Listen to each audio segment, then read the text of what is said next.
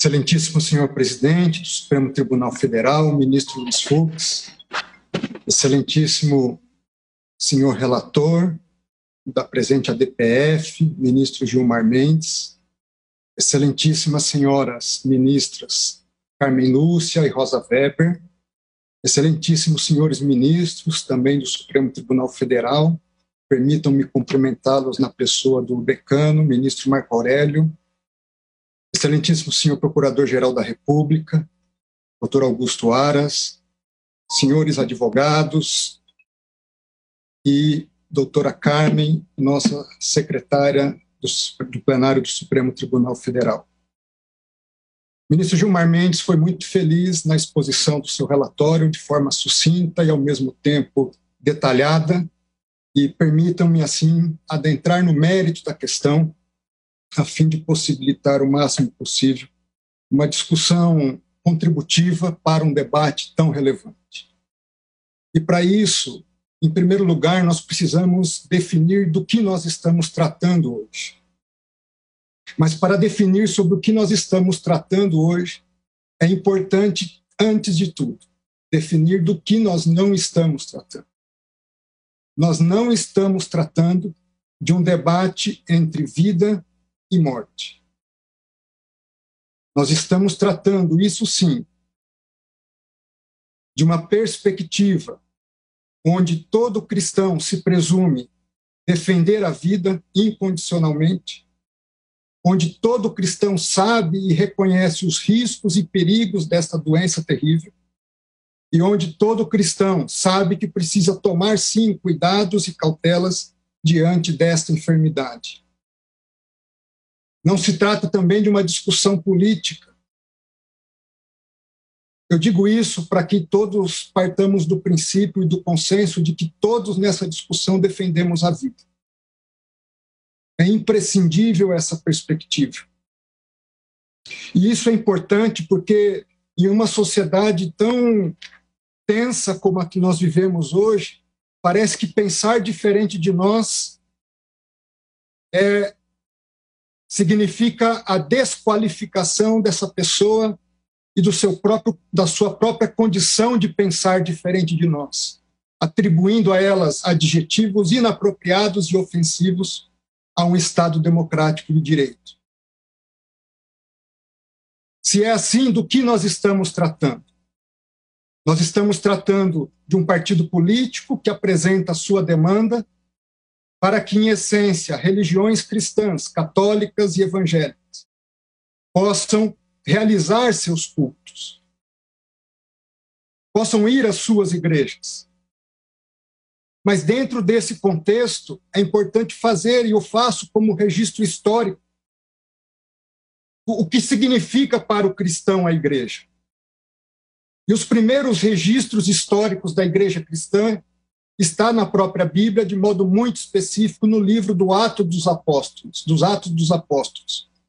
E registra-se ali, após Jesus confiar a Pedro, o apóstolo Pedro, ser a pedra fundamental da sua igreja, que os cristãos, no capítulo 2, diariamente perseveravam no templo, partiam o pão de casa em casa, tomavam suas refeições em conjunto, louvando a Deus e contando com a simpatia do povo. Mais adiante, no capítulo 5 de Atos, diz que para ali também iam outras pessoas de outras cidades. Porém, levantando-se o sumo sacerdote e todos os que estavam com ele, prenderam os apóstolos e os recolheram à prisão. Digo isso porque ser cristão, na sua essência, é viver em comunhão não apenas com Deus, mas também com o próximo. Ser cristão é estar junto ao próximo, é ter compaixão do próximo. E ter compaixão é chorar junto, lamentar junto, dar o suporte necessário para os momentos em que aqueles que se aproximam possam superar as suas dificuldades. Dentro desse contexto, a comunidade cristã, ela nasce, cresce e até os dias de hoje existe, não apenas para um ato de adoração a Deus, mas para um compartilhar comunitário de vidas, de experiências, de alegrias, de tristezas, de sentimentos, de dores, de esperança e de amor. À luz do cristianismo, sem compaixão, não há culto a Deus. Sem vida em comunidade, não há cristianismo. Do contrário, nós estaríamos tratando da mera expectativa de uma reunião de pessoas para se ajuntar em determinado momento do seu dia e das suas vidas. Tanto não é isso que Jesus Cristo, conforme relata São Mateus, disse: por onde estiverem 2 ou 3 reunidos em meu nome, ali eu estarei no meio deles. Se é assim, de modo mais prático, do que é que nós estamos tratando? Nós estamos tratando da seguinte discussão: se em momentos de calamidades públicas o que prevalece é a Constituição ou valem outras regras? Se nós podemos suprimir direitos fundamentais sem o respeito às normas previamente estabelecidas pelo poder constituinte? Se nós podemos fazê-lo independente da decretação de medidas excepcionalíssimas como estados de defesa e de sítio? E aqui registro, não os defendo, não é o caso de medidas como essa.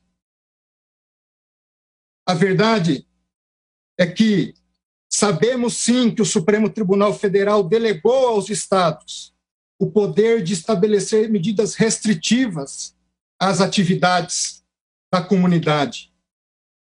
Mas até que ponto essa delegação foi um cheque em branco? O governador e o prefeito pode fazer qualquer medida sem sequer passar pelo poder legislativo local? Não existe controle? Não se tem que respeitar proporcionalidade? Não se impedem medidas autoritárias e arbitrárias? Se autoriza a rasgar a Constituição? Se autoriza a prender um vendedor de água ambulante e espancá-lo no meio da rua? Enquanto em grandes supermercados isso é feito legitimamente? Por que o pobre não pode vender bens de primeira necessidade? Por que uma pessoa não pode praticar o esporte na sua praia e seguir para a sua casa, onde pessoas, mulheres e jovens estão sendo presas? Até que ponto? Até quando? Até quando medidas abusivas? Até quando polícias, guardas municipais agredindo cidadãos e trabalhadores, sacando suas armas simplesmente porque estão trabalhando? Isso que foi autorizado? Eu tenho certeza que não foi isso. Eu tenho certeza que há limites e que o Supremo Tribunal Federal não deu um cheque em branco a governadores e a prefeitos. Dentro desse contexto, permitam-me fazer um parêntese. Não só agressões a trabalhadores, medidas de toque de recolher. Medida de toque de recolher é incompatível com o Estado democrático de direito. Medida de toque de recolher não é medida de prevenção à doença. É medida de repressão própria a estados autoritários.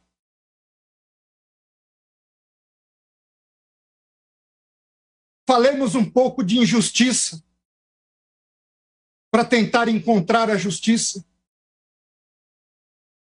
Tanto é injusto fechar-se templos e atividades religiosas, que a Suprema Corte dos Estados Unidos, em 2 precedentes, disse isso ser inconstitucional. Um deles citado brilhantemente pelo ministro Gilmar Mendes. E o segundo que trata de medidas adotadas pelo Estado da Califórnia, onde disse a Suprema Corte dos Estados Unidos, em um dos seus votos: há 4 razões alegadas pelo Estado para proibir os atos religiosos. Em primeiro lugar, a alta interação entre pessoas. Segundo, proximidade física. Terceiro, permanência em períodos longos no mesmo local. Quarto, haver atividades de canto religioso. diz a Suprema Corte, ninguém duvida que esses fatores podem aumentar o risco. Ninguém duvida que há um interesse público em diminuir esse risco. Essa Corte diz, não está negligenciando o sofrimento que muitos experimentam na pandemia. Porém, o Estado da Califórnia se equivocou na medida em que sugere que esses 4 fatores estão sempre presentes na atividade religiosa ou sempre ausentes em outras atividades seculares que a sua regulação permite. O Estado da Califórnia não buscou explicar por que não poderia enfrentar essas preocupações legítimas com regras mais brandas do que o banimento completo dos cultos. Em segundo lugar, vamos comparar situações fáticas similares. Como estão nossos ônibus, nossos trens, nosso transporte aéreo? Nossas secretárias do lar continuam passando 1h30, 2 horas, em ônibus, trens e metrôs superlotados para estarem nos servindo em nossos lares. Hoje nós vamos pegar um avião, tomamos cautela ao entrar no aeroporto, na fila do saguão do aeroporto, mantemos distanciamento e sentamos como uma lata de sardinha, um colado no outro, dentro dos aviões. Foram impedidas reuniões presenciais de trabalho? Os governadores fecharam os sindicatos para suas reuniões? Fecharam as associações? Fecharam-se partidos políticos? Por que somente as igrejas? Por que essa discriminação? As igrejas, segundo a OMS, o Brasil é o campeão mundial em transtornos de ansiedade. Segundo lugar no mundo em transtornos depressivos que podem levar ao suicídio. E diante de uma situação como essa, artigo publicado no Jornal da Associação Americana de Medicina Psiquiátrica diz que suicídio e coronavírus fazem a tempestade perfeita. E diz um dos trechos do artigo, a frequência semanal a serviços religiosos foi associada a uma taxa de suicídio 5 vezes menor em comparação com aqueles que não frequentam atividades religiosas semanais. No Japão, aumento de 70% no número de suicídios de mulheres em outubro de 2020. Só que, diferentemente de Japão e Estados Unidos, o pobre brasileiro não pode pagar psicólogo. Muitas das vezes é o padre, é o pastor, que está em locais onde o Estado sequer se faz presente. O primeiro a ouvir seus dilemas, suas dificuldades, as agressões que sofrem no lar, a falta de pão, a falta de amizade e de contato com as pessoas. Artigo publicado por Cássia Coelho diz que as atividades religiosas são essenciais no enfrentamento do coronavírus. Ela diz, elas trazem sentido de esperança, reflexão sobre o processamento da testagem positiva, ajuda de várias dimensões no cuidado à saúde, fortalece a humanidade das pessoas. Senhores ministros, senhoras ministras, a Constituição brasileira não compactua com o fechamento absoluto e a proibição das atividades religiosas. Não compactua com a discriminação das manifestações públicas de fé. Tanto é assim que remédios excepcionalíssimos da própria Constituição não admitem sequer esse tipo de medidas que estão sendo adotadas regionalmente. Não há cristianismo, e aqui eu concluo, sem vida comunitária. Não há cristianismo sem a casa de Deus. Não há cristianismo sem o dia do Senhor. É por isso que os verdadeiros cristãos não estão dispostos jamais a matar por sua fé, mas estão sempre dispostos a morrer para garantir a liberdade de religião e de culto. Que Deus nos abençoe, tenha piedade de nós, e eu começo por mim. Muito obrigado.